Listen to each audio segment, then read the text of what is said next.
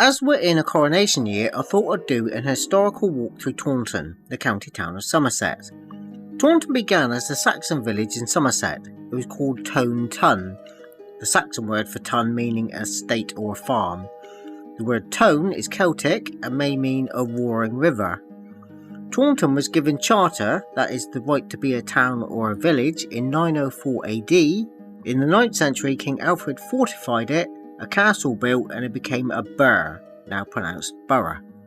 The town has been in civil war with Parliament against the Crown, had kings, and has buildings of Edwardian style, Georgian, Victorian, Tudor, and of course its every town 1960s concrete monstrous carbuncles. A lot of landmarks are here through coronations or demises of royalty, so as we've just had a new coronation, a walk through history was in order. I'm starting at a central point of the town. The start point is just after what was built as Taunton Prison in 1754, where 16 murderers were hanged there between 1844 and 1884 on the prison roof. This was stopped due to large crowds at the public executions. Thankfully, later cinemas were built so everyone had something else to watch. The prison later became the police station in the Sutton area. The road beside it now has former police houses in Burton Place, built at a time when the government worried enough about whether our police officers had a roof over their head or if nurses could eat without going to a food bank. Much of the heritage and building has long been demolished, Burton Place being one of them, and now is how most remember it, but it used to look very different. Burton Place leads to Wilton Street, and we will start the walk a few steps away in Fons George. Starting with St George's Church, Wilton. I say this as there is another St George not just far up the road, but we'll get to that one later. This is a Grade 2 listed building. The Church of St George is an Anglican church which dates back to the Saxon times, built in the 11th century, though the tower was added around 1308. That's nearly 10 past 1. The tower was demolished and rebuilt in about 1853, so nearly 5 to 7.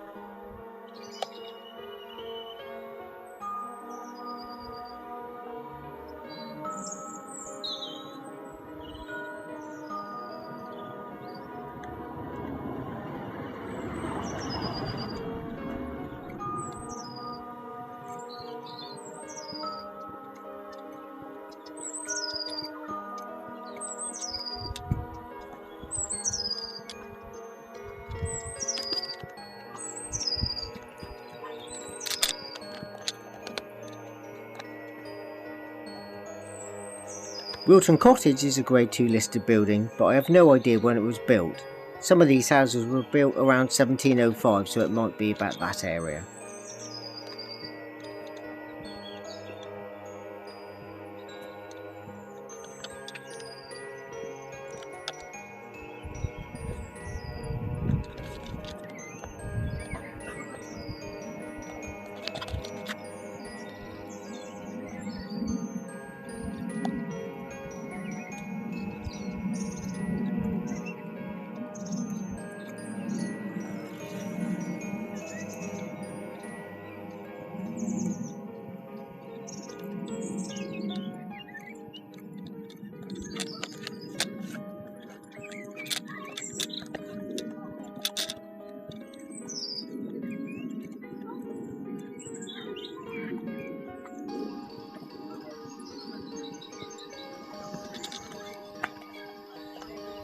Here we are at Vivery Park.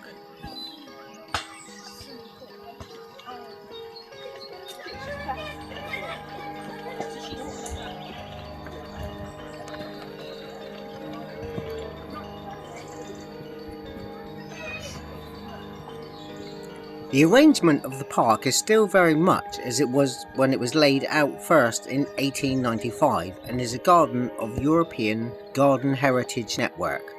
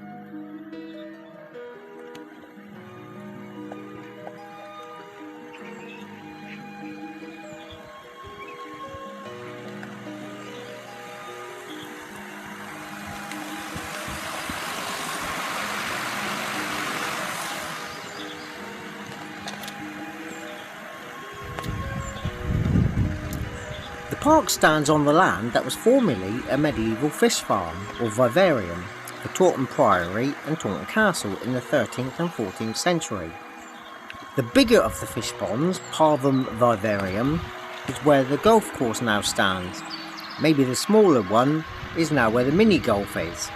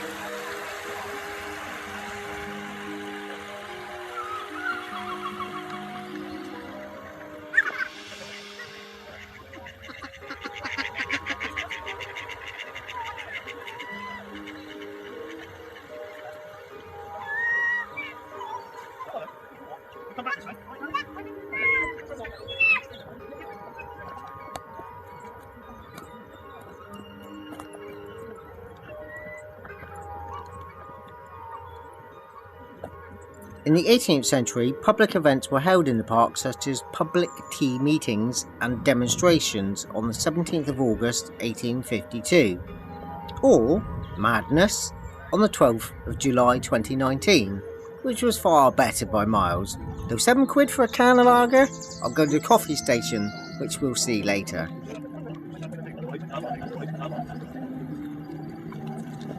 I'm just going to identify these seagulls. You never know, I'm just going to feed a few. Good job I checked, that's not the one I fed.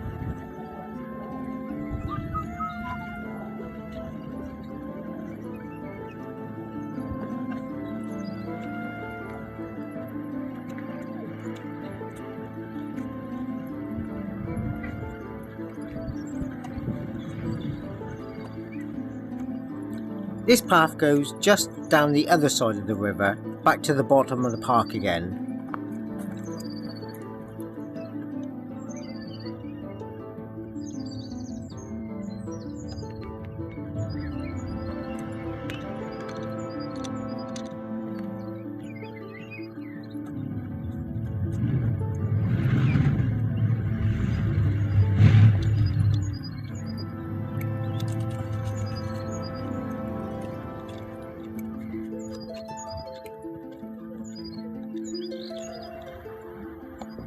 Here we have the Normandy stone laid in 1997 to commemorate those that died in the Normandy campaign during World War II, or with Putin as it looks these days, the middle one.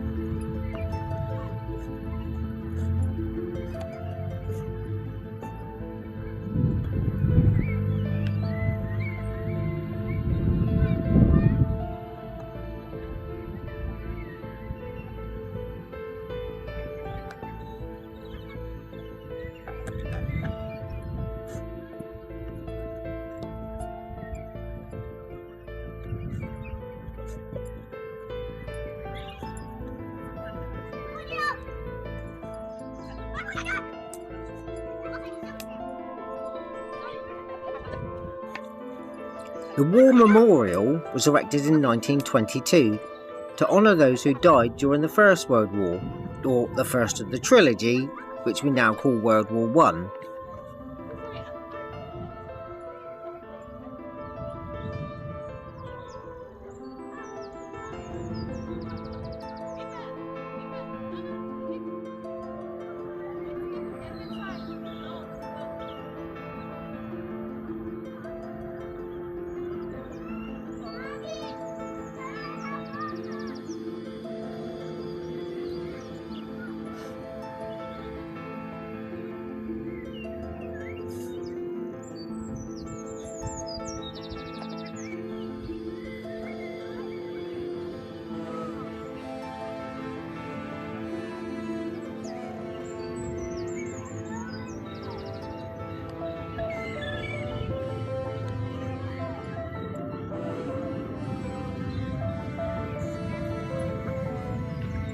In the mid-19th century, the park contained a Crimean war cannon known as the Sevastopol gun.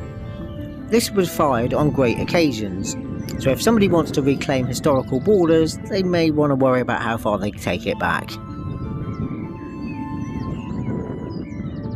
A TMI factoid: when I was about 13 I had a girlfriend called Tanya Hemmings, related to David Hemmings of Charge of the Light Brigade movie. One of my favourite movies. I mean, 400 King's 11th Hussar Dolman jackets and polices in one movie. How cool's that? Though Adamant did rock it better with the white stripe and all.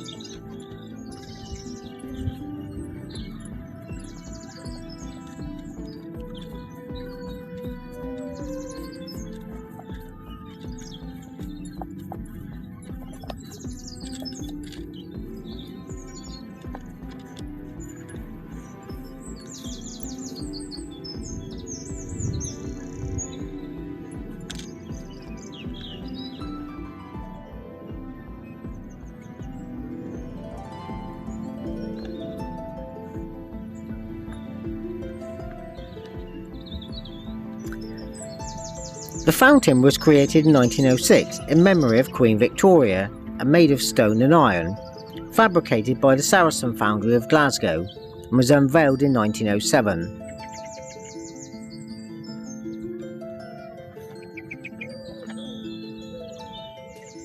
The same company also made the iron gates in 1895.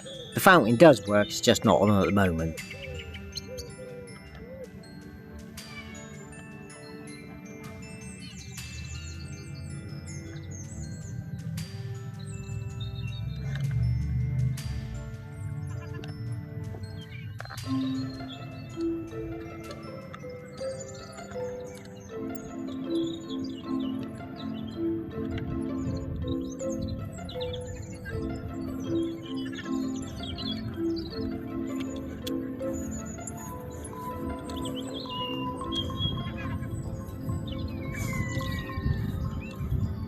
Here's what to see in the park. There's kingfishers, wood butterflies. I've seen them and they're sort of sinew and muscle butterflies. I've seen a peanut stand, I've heard a rubber bat. But I've done seen it almost everything, but I ain't seen a wood butterfly. Apparently I can see great tits in the park. Why can't I hear Rick Mail in my head reading that?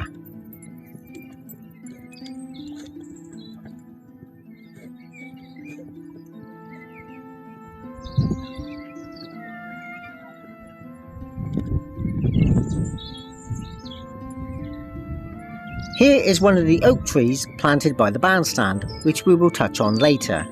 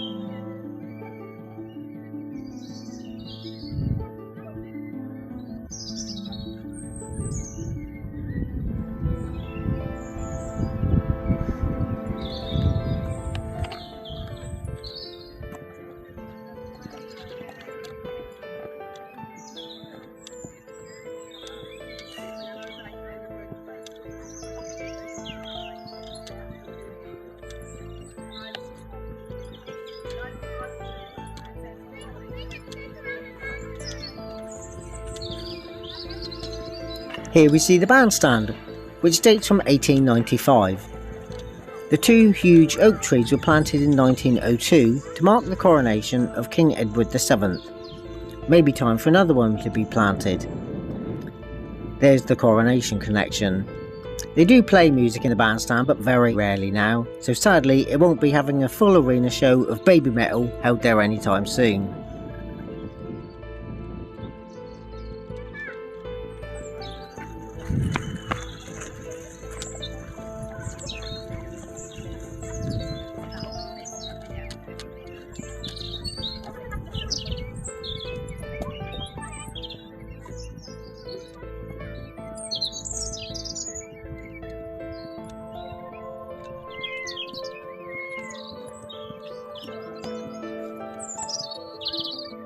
Here we have the golf course. This is where the large vivarium was situated back in its day.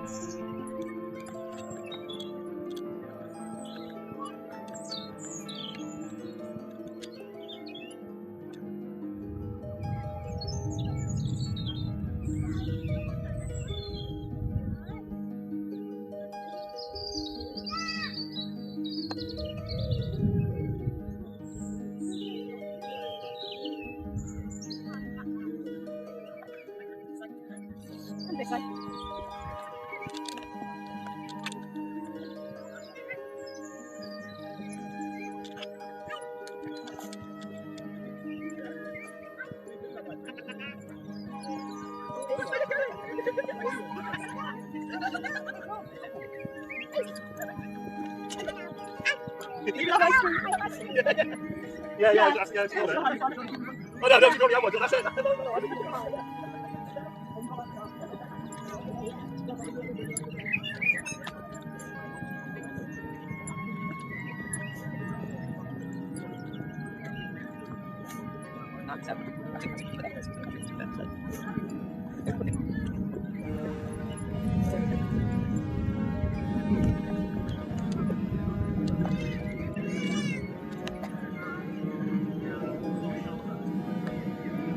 Here we have the coffee station. It gets very good reviews, and why not?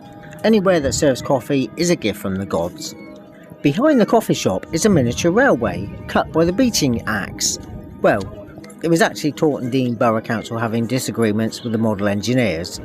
Taunton Deane Borough Council doesn't even exist anymore, nor does its short-lived substitute Somerset West and Taunton. People want the trains back now it's a unitary authority. Well, if you like steam trains, that is.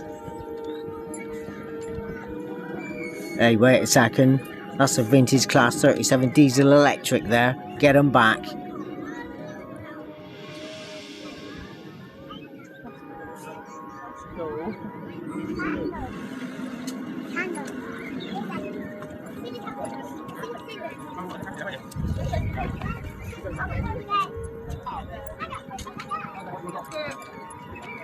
Here is the public drinking fountain. This one was at the top of East Street, which there are historical photos of. A slightly taller one was at the parade, and there's pictures of that when we get to it. Here we can see the tree line has changed over the century, but some things don't change. Sitting out on the grass by the bandstand hasn't changed to the point where you can overlay people in 2023 onto a 1906 photo and almost get the two to match together.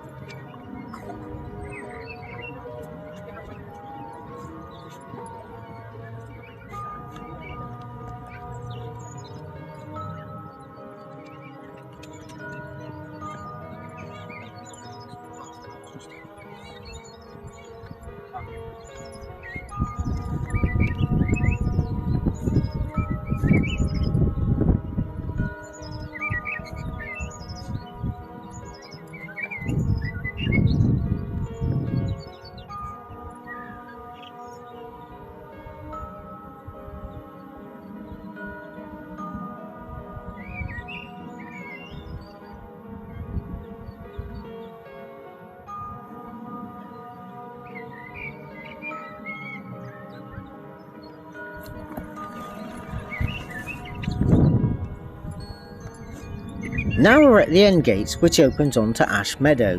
This road curves round onto Mount Street, where we'll be going later, so we'll skip this for now. Currently we're here in the park.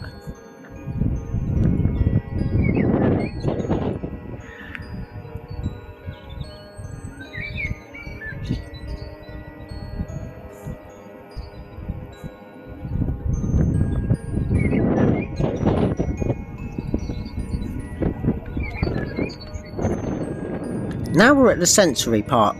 Currently my main sensation is getting blown away by the wind here. This is a bit of a wind tunnel due to the lack of shrubs the other end enjoys, but it does have more open space. The sensory garden is designed for people with sight, hearing, mobility and learning problems. Plants are there for people in wheelchairs who will be able to touch and smell the plants. Normally the yin yang water feature is on, but currently off today. With the weather like it has been, it would have been more of an ice sculpture. This used to be the old boating lake. I say boating lake, it was more of a concrete pit with water in. And boating, they mean pulling small ones along with a bit of string. Obviously it was meant to be the model boat in the water, not the 4-year-old boy who was pulling it at the time. Then having to be stripped by his mum and his underpants and t-shirt hung in a tree to dry as they were wringing wet with dirty pool water. I don't know who that boy was. No, honest, no, it wasn't me, nothing to do with me. Anyway.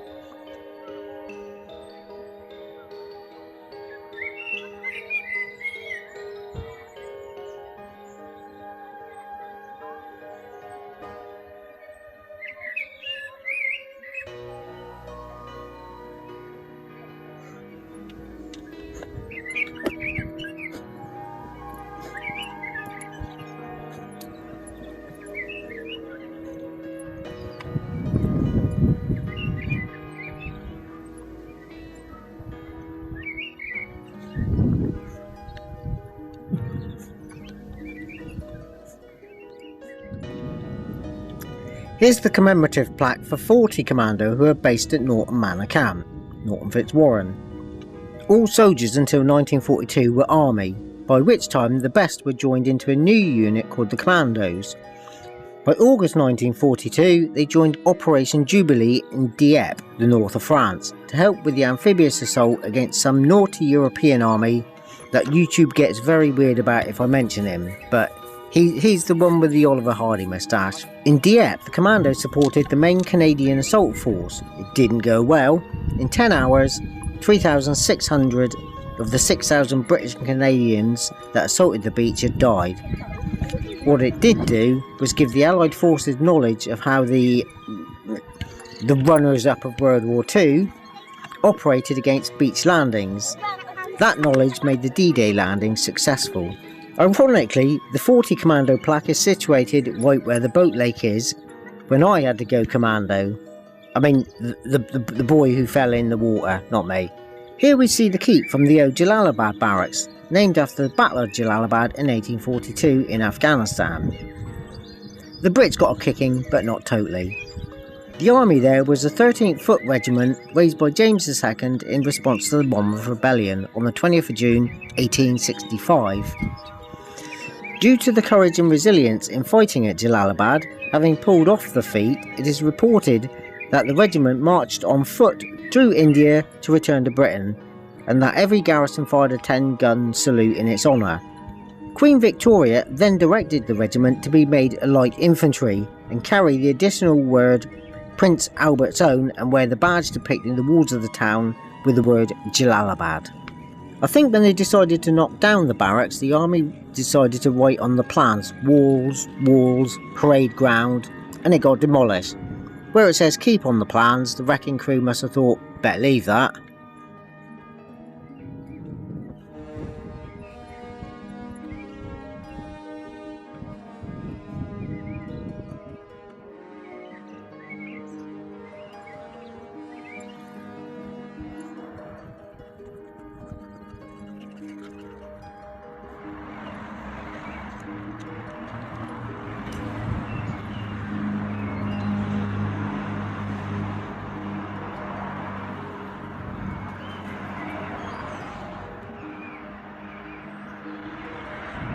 And finally, we reach the main gates, made in 1895, made by the Saracen Foundry of Glasgow, proudly sporting its crest of the cherub with wings which appears on other structures and buildings around the town, and the word Defender Mouse, Latin for stand up for your rodent. Actually, it's Latin for we shall defend, first recorded in 1685, referring to the Civil War sieges of 1644 and 1645, when Taunton refused to surrender to Royalist forces. Many of Cromwell's supporters were executed at the end of High Street, which we will get to in another video, round about where the pop-up toilet is now, so it seems throughout history Taunton liked to get rid of its shit at that post.